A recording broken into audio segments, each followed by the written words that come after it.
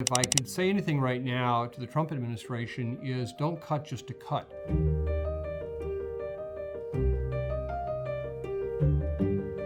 If we really want to talk about what threatens the economic and physical security of the United States, is actually this emerging world of infectious diseases. This is a war. Our war against killer germs. We have to understand today, our fight against microbes is every bit as much the most important security element to our country as any we can imagine.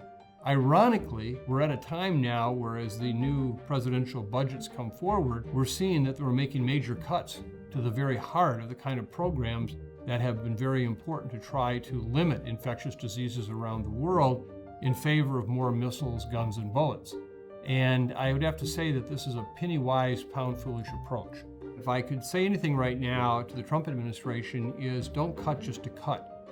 Cut where it's strategically wise, and do not cut where it will cost you mightily down the road. That of new influenza vaccines that actually help take pandemic influenza off the table.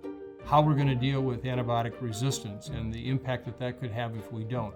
Other vaccines for diseases like MERS, Ebola, and so forth. How we're going to deal with bioterrorism and our preparedness for that. We will have another major public health crisis from an infectious disease. It's inevitable, just like saying hurricanes are going to occur. To think that you could cut out resources to support that right now is going to be a challenge. In the sense of also how people seek health care. One of the things we've learned about infectious diseases, if people don't have health insurance, if they don't have access to health care, they are less likely to come in. That means that we don't diagnose some of the infectious disease problems early in a community. We may miss the chance to take what is an emerging event, and by the time we find out, it is already a major event. So we need to have people have access to health care from the standpoint of early detection of public health problems, and so we can jump on them quickly.